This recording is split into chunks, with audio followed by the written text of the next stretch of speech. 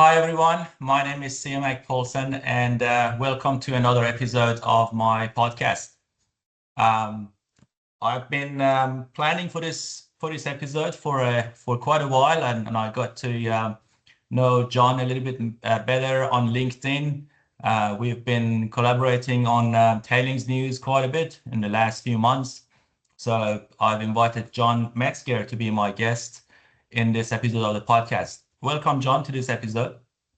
Thank you. Very nice to be here. And it's 8 o'clock in the morning here in Brisbane, Australia, my time. And what time is it in America? And which city are you in?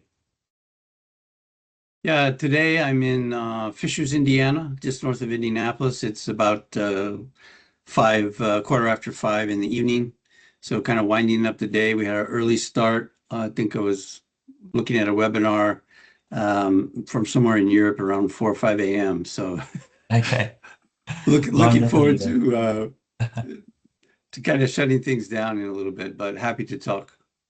Excellent. No, thanks for that again. Well, John, let's start the conversation with a kind of a traditional question I ask every guest I have on this podcast, and that's basically just to get or for my listeners to get to know you a little bit better about your career. Where did you start? How did you end up in tailings or mining? And maybe talk about your business, asset assurance monitoring as well. Thank you, Siamak. Yeah, well, I'm 64. I've had a bunch of different careers along the way. I got into remote sensing after 13 years in Africa as a teacher, journalist, public information officer for a university, and then a business owner in West Africa and Senegal for 7 years. So I came back to the US in, let's see, that was about 2003. Started working in mining in 2006 and with ground probe at the time. So I spent early years, 7 years with ground probe, building out the ground radar market, monitoring market here in the US with colleagues there. Spent a lot of time in Canada, did a bit in China. I then got out of the field doing pre-sales work and that for a couple of years, and did about a year consulting and started with IDS Georadar, the other guys on the ground from Italy. And so worked with them for about another 7 years. During that time, we did more and more work with folks looking at satellite data. It was becoming more common, more available, more affordable. We saw a big disconnect in the delivery and in the application of the two data types together. That's like in situ instrumentation, traditional piezometers, these kinds of things. At that time, around 2019 or so, after the Mount Poly events in 2014 and the Brazil events, kind of personally, we just, with myself and some others, thought we needed to do something different. So we kind of focused on tailings, and we came up with a novel method of tracking differential depositions over time. That's called our Tailings and Impoundments Reflectance Index, TIRI, we called it. And that was started together with some tailings engineers in Canada in 2020, and then we kind of went full-time as AAM, and I added a partner in 2021. And my older son helps out sometimes. So we're small. We're basically three and a half people. But I think we fight above our weight, as they might say. We've worked with a lot of great people over the years and really trying to orchestrate ground and remote sensing solutions for big problems like tailings management. Oh, that's great. And I think it's a very important part of tailings management. At the moment, we've been hearing about failures And as you know, on Tailings News, we try and cover the news, like, wherever the failures happen around the world. And they keep happening, John. So since, like you mentioned, Man Poly, and then a few failures in Brazil, and this, like 2025 alone, I think we had quite a number of failures is still happening around the world. So what's your take on that? What do you think about this keep happening, and, like, the introduction of global standard GISTM, and all of the activities that seems to be happening around the world by different people, practitioners, regulators, mining companies. Um, what's your opinion on that? Well, there's a lot in that question. Um, well, our company is named Asset Assurance Monitoring for a reason. And we came up with that because we learned with ground radar monitoring that repetitive acquisitions created a data source that was second to none in the sense that you had information, professionals had information to make decisions. And then we didn't see that, like, from the remote sensing world, and we didn't see that in mine waste tailings. I call it the other side of mining, right? There's the front side up to production, which is what everyone knows. And no one knows about the other side. But without the backside, you can't have the front side. So we kind of focused there. And I think we also learned over the years that the economic cycles are instrumental in risk. When the commodities prices are high, people take chances. Production is foremost, albeit everyone trying to work safely. Mining is not easy. It is a risky business all the time. Every step of the cycle has risk, generally well managed, but accidents happen. It's 24/7. I'm not sure there's another business that's 24/7, 365 outside of some maybe we can't speak about. But I think in the commercial world, it's unique. So that's all the time, and yet accidents are relatively few. Fatalities remain too many, and tailings only grow. I haven't seen a reduction of a tailings site. Yeah. They only get bigger and Yes. older. And just like ourselves, kind of the same, right? We get bigger, older, we slow down, and we're not as careful. And that's exactly when we need heightened awareness and monitoring. So we hope our role is to assist businesses, companies, practitioners in easy ways to cover lots of territory globally, if you like, multiple sites within one business. For example, we recently, the last 3 years, almost 4 years, supported NGM here in Nevada with monitoring 20 sites when they only had one or two persons responsible. That's about a 250 square mile area. You can't do that humanly. And they were very pleased and happy with our outputs, and it was a two-way street in the sense that we could focus making it better, adding value, and it's grown into different products now. And we solved the problem of manpower or awareness. Why do they keep happening? I would say manpower and awareness. Outside the first tier operators, it's a different world. Even in Australia, very mature environment, but smaller mid-scale operations, they're not the same as Rio Tinto and BHP and others. Small staff, everyone wanting to do right, but sometimes the material and scale just get away from you. And that's why you have instrumentation, digitalization, some machine learning. It's not an AI world at this stage, but there are tools to help make it possible to continue managing safely. And I think the actions that do happen, the unfortunate failures that do happen are at the edges, but we're always on the edge. Some operation, depending on its size, scale, or commodity, is pushing the envelope because that price is just too nice. Correct. No, that's absolutely correct.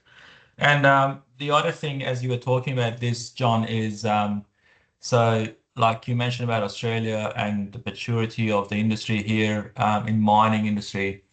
Like there are societies, institutes, groups of people, technical groups that get together and try to share ideas. And I've been attending quite a few of those, even big conferences or seminars that happen. So I want to ask you about generally the topic of technical collaboration.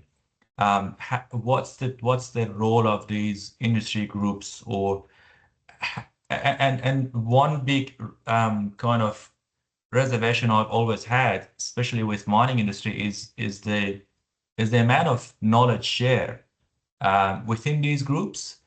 Sometimes you even see that within the same company. Um, what's your opinion on that? How much do you think? Because obviously everything is risk-based, everything is like, has a legal or commercial aspect attached to it. But yeah, I just want to know your opinion about this topic as well. Just generally technical collaboration between the engineers and operators. Well, I think Australia is unique. Um, I'm not a professionally trained lettered mining engineer, et cetera, et cetera. My experience is in the field and working with data in applied science. And what I've learned from Australians is a lot. My first mine teacher, if you will, was an ex Air Force radio operator with Ground Probe back in 2006. As a nation, it's the top. It's the top of the heap. We're a generation or more behind in the U.S. in terms of collaborative sharing fora. Everybody goes to Australia, right? Queensland Tailings Group, all the others that are there, weekly, monthly events. There's nothing like that in the U.S. at all, for some reason that I can think about, is that the staff numbers in the tailings department, I would guess, might be 60 to 70% fewer here. Right? It's just not a well-funded component of the practice. Hasn't been. It is changing. But again, Australia folks, the companies that work here and there, people aspire to go to Australia to work in a mining operation. So that leadership is vital. Your experience here, the fact that you have the podcast, that you have Tailings News US. I mean, come on, there'd be like 4 people, right? It's just a different world. And so that's a challenge. We are fortunate. Everything we have suggested or intimated as possible with folks in Australia, they follow up on, which I think is also important. Collaboration, like you mentioned, is still a struggle. Internally, companies still battle with folks that are on the tailing side or otherwise, at least in our observation. To get a discussion of mine staff and the talk is just about tailings, maybe environment comes. Right? Or the short-term planner or planning interns, right? That's your audience. And all good people, but not management, not senior management, not stakeholders in the fiscal part of the business, which I think is odd because the liability on the tailing side, as we've seen, is massive. Potentially, in the billions. But we continue as we do, which is frustrating. So the chance to share here, to keep the talk alive, if you will, we're always open to sharing. Our products and services are very affordable on purpose.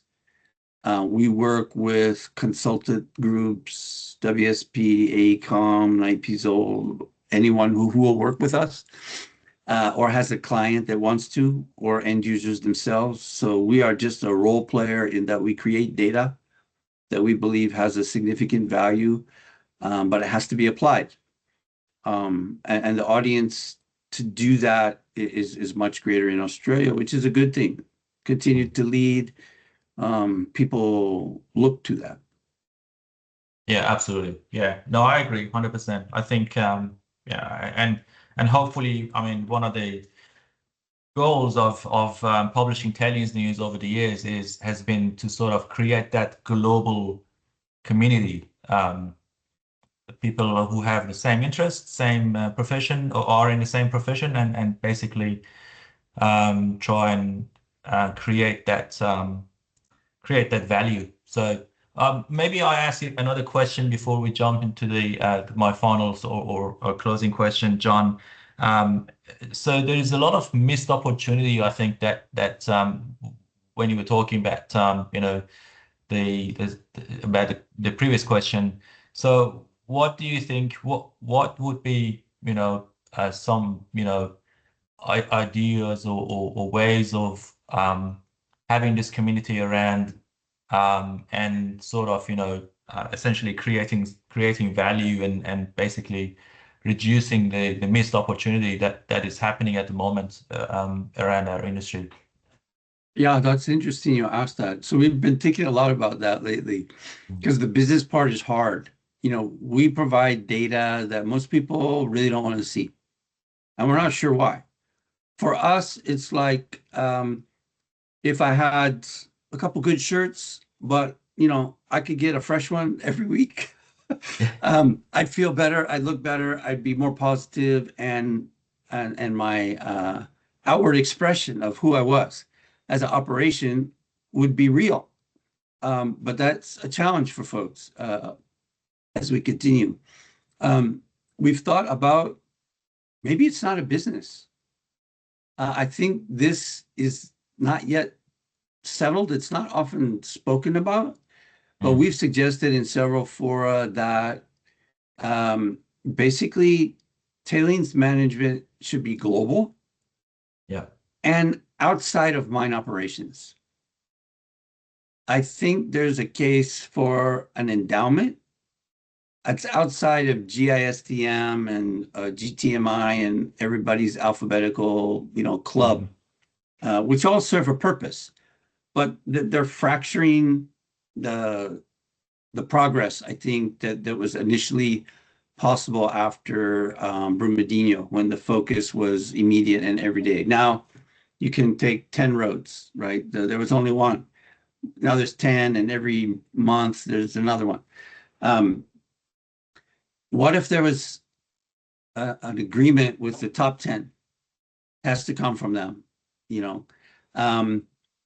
We're going to create a tailings management global service that we're going to escrow funds from every site, and it's going to be independent, but it's going to serve any mine that wants to subscribe. I believe at the top in the boardrooms, if such a thing was proffered with the right folks, they'd say, hell yeah, right? Yeah. Like, we're not responsible anymore.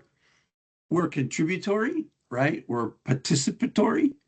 We're the guardians of safety, and it's adding value. But this work is very difficult. It's cross-discipline, cross-generational, cross-methodology, and there aren't enough people. There just aren't enough people. What we do, we're the only ones who do that. That's not a good thing, right? If we were 300 people, it might be, but we're 3. So I believe there's a case to be made for, I've suggested this like to GTMI on the GISTM comments. I thought there could still be the opportunity there with that group at the ICMM to take something like this on through support with the Church of England and the powers that be, if you will, that this makes economic sense because Correct. now this group can service all the sites that aren't getting modernized, currentized, if you will, right? They're not keeping up. They can't. They're out of it in terms of staffing, experience, or whatnot, size. That the mining sector puts together kind of like a global mine rescue, right? Which Mm. on the national or international scale, we've seen is wonderful, right? If there's a safety incident and people are trapped, teams mobilize in hours, right? And then fly all across the world, take boats, do everything. Yeah. Why couldn't we have that for tailings? Not that we would have incidents, but at least action on a regular basis. I think it's quite interesting. And I think at the economic level, that's not my field of expertise. Um, you know, the right ear could take this and make it really something sector changing. Yeah, absolutely. No, that makes a lot of sense. So, and final question for you, John, before we close this episode. I ask every guest I have on this podcast, and that's about a highlight in your career. If you want to think about one highlight or more than one, what that highlight is, and why do you think that's your highlight? Sure. Yeah. Well, I've been fortunate for years as a journalist. I was not real positive towards mining, um, but I learned that it is essential. It's a part of everybody's life, whether they like it or they want it or even understand it or not. And it needs to be done well. And that's a big communication piece. I think, yeah, I've been fortunate to be somewhat technically inclined and successful, but also to continue in that responsible communication piece. So I can think of two cases.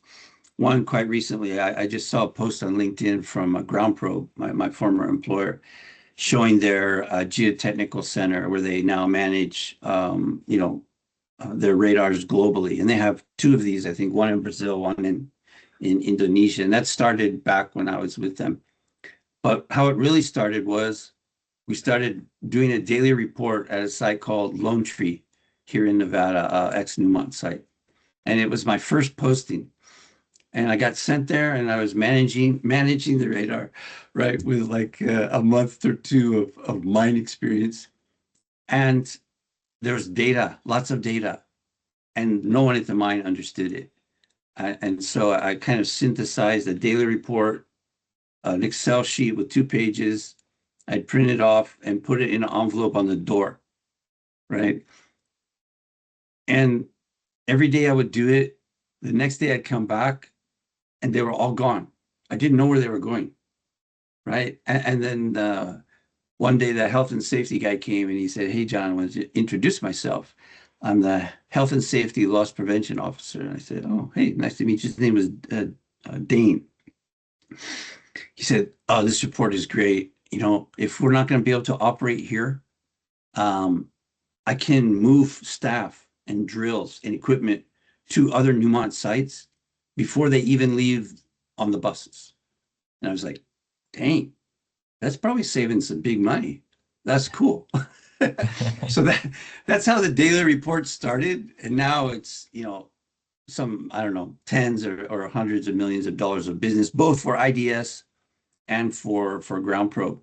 Um, and the little role that we had to play, or I had to play in that, getting the word out in the beginning, that's what we strive for every day at AAM. And with your help, the folks at Tailings News, everyone else, and anyone who's interested, I would say day to day, I have a highlight. Today, this is mine, right? Tomorrow, talking to a new client, doing a new project with how some new things coming out with different instruments, looking at water elevation globally with the SWAT satellite.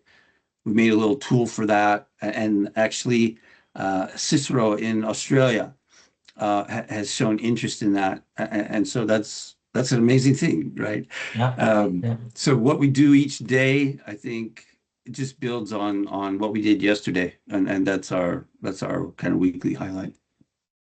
Excellent. No, that's great. And and I hope it continues, and for yourself and your company, obviously more and more awareness in our industry is going to be something that basically benefits everyone at Hope the end so. of the day. Very good. Thanks again, John, for your Thank you. time and the information, and I'm sure our listeners also enjoyed this episode. And thanks to everyone, and we catch up in our next episode. Yeah. Any questions? john.metzger@aamonitoring.net, and I look forward to it. Thank you very much. Absolutely. Excellent. Thanks, John, and see you later. Okay. Bye-bye. Bye.